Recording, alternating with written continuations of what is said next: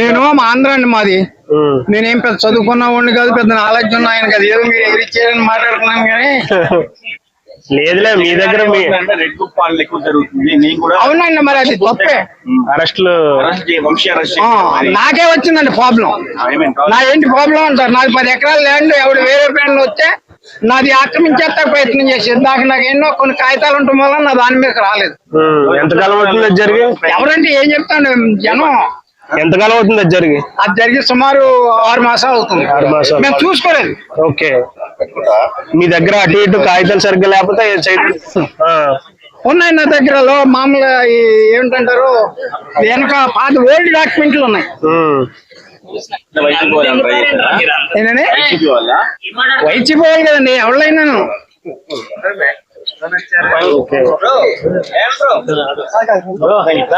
So రాజకీయ నాయకుల అరెస్టుల విషయం ఎంతవరకు కరెక్ట్ అంటారు? అది మరి కరెక్ట్ కాదు. ఏ పార్టీ అంటే ఉంది. ఇప్పుడు నేను ఉన్న చేపు ఆలయపు తిరుగుతాను, ఉన్న చేపు వీళ్ళ తరపున తిరుగుతాం. ఏ తప్పు అయితేనండి రాజకీయ ఇవాళ బలిచాను కొట్టగలుగుతున్నాను. రేపు బలం అయిపోతే వాళ్ళు ఉంటారుగా. మరి పద్ధతి కాదు అది. ఓకే అండి, థ్యాంక్ యూ. బాబాయ్ హాయ్. హాయ్. ఎలా ఉంది కూటమి ప్రభుత్వం?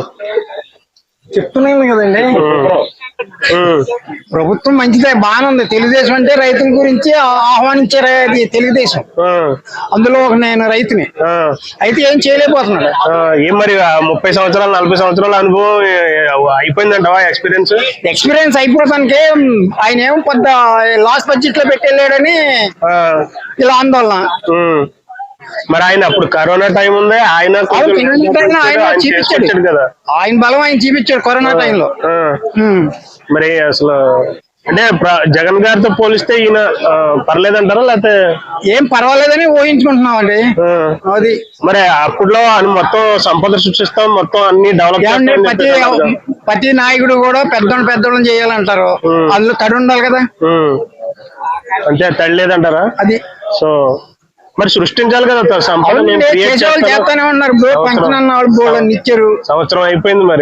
మరి ఒకటి చేసుకుంటూ వస్తున్నారు. ఇబ్బంది లేదు. సంవత్సరానికి ఒకటి చేసుకుంటా 5 సంవత్సరాలకి ఒకడేమో మామూలుగా బడ్జెట్ లాస్ లో పెట్టి వెళ్తారు. చేస్తానని ఒకడేమో చేయలేరు. అందులో ఇది ఏంటంటే నేను చెప్పేది, చంద్రబాబు నాయుడు అంటే మీరు ఏ పార్టీ అని అడిగారు అనుకోండి, నేనేం చెప్పాలి, తెలుగుదేశం అంటాను. మీరు తెలుగుదేశం తరఫున చెప్తున్నారంటారు. ఇప్పుడు పంట మీద ఇప్పుడు మొన్న పంట అమ్మలేదు కదా, అంటే కొనుగోలు జరగలేదు. మేము తోలేసాం, తోలలేదని కొంత క్యాన్వాస్ చేస్తున్నారు. మేము తోలతం అయిపోయింది. మేము 400 బత్తా తోలేం. 400 సార్. అంటే మీ ఏరియాలో అలాంటి ప్రాబ్లం ఏం లేదు? అలాంటి ఏం లేదు. వెళ్ళినాయండి. కొంతమంది ఏమో వర్షాలు కూడా సరిగ్గా ఎప్పుడు నెలలు నవంబర్ డిసెంబర్ లో వస్తాయండి. అప్పుడేమో వర్షాలు ఉంటాయి. ఆ వర్షాల గురించి ఎవరి మట్టుకాలు జడిచి పోకలకి వేరే విధానంగా అమ్మేస్తున్నారు. ఏంటండి? అవునండి, ఇప్పుడు అది పెట్టుకుంటేనే ఇస్తున్నారు. ఫ్రీ బస్ ఇస్తే మరి గవర్నమెంట్ ఎలా బతుకుద్ది?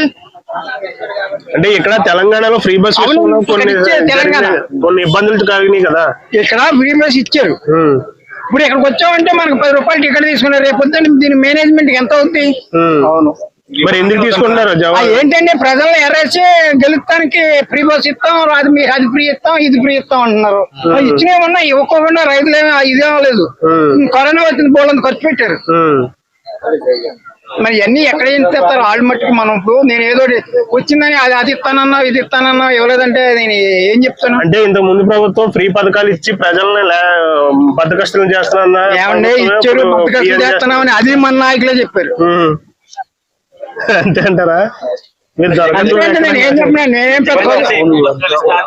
అవునండి, బడ్జెట్ అంతా లాస్ లో ఉన్నారని ఆయన వెనక్కి చూస్తున్నారు. రాకపోతే ఎందుకేమన్నా గెలుస్తాకి ఇవ్వాలి. మోసం చేసినట్టు కానీ ప్రజలను ఊహించుకోవాలి. ప్రజల్లో ఉంది కానీ ఇది అంతా మీరే ఉందా, మీరు ఏదైనా చేయగలరా, నేనేదైనా చేయగలనే. అంటే ఇప్పుడు బడ్జెట్ లోట్లో ఉన్నప్పుడు ఫ్రీ పథకం ఎందుకు అని చెప్పేసి ఏమంటే గెలుతాకి మామూలుగా గెలుస్తాకి బోల్డ్ అన్ని ఆక్షన్లు పెట్టచ్చు. గెలిచాక ఏంటి మళ్ళీ 5 సంవత్సరాలు